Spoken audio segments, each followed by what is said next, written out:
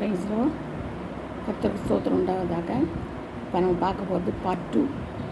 தேவன் அதிசயமானவரா பார்ட் 2 பார்க்க போகிறோம். அவரால் யாரோட துணை இல்லாமல் அவர் அதிசயங்களை செய்ய வல்லவராக இருக்கிறார். அவருக்கு யாரோட துணை தேவையில்லை. மனுஷனுடைய உதவியோ எந்த உதவியோ அவருக்கு தேவையில்லை. அதெல்லாம் இல்லாமல் அவர் என்ன செய்ய முடியும். சங்கீதம் 136:4 சொல்லப்பட்டிருக்கு. அதே மாதிரி எரேமியா 32:17 குறிச்சிக்கோங்க. அதிசயமான கிரியைகளை செய்யக்கூடியவர் அவர். அதுதான் தேவன் அதிசயமானவரான்ற கேள்விக்கு அதிசயமான கிரியைகள்.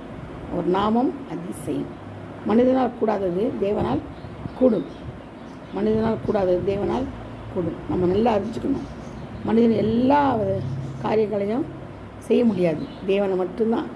தேவனை தாண்டி அவனால் மனுஷன் செய்ய முடியாது. அதிசயங்களை செய்கிறவர் இயேசு கிறிஸ்து ஒருதான். எந்த காரியத்தையும் இதுவரைக்கும் கேட்டிடாத அதிசயங்களையும் செய்து முடிப்பார். அவர் ஒரே ஒருத்தர் தான்.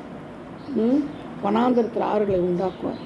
இதுவரை அறிந்திராத அதிசயங்களை செய்வார். நம்ம அறிந்தே இருக்க மாட்டோம். சகல ஜாதிகளுக்கும் அதிசயமானவராய் இருக்கிற சகல ஜாதிகளுக்கும் அதிசயங்களின் தேவன் அதிசயமானவரா பார்ட் 2. ஆமேன். அதிசயமானவர் தான். கர்த்தர் பாதுகாப்பாராக. ஆமேன்.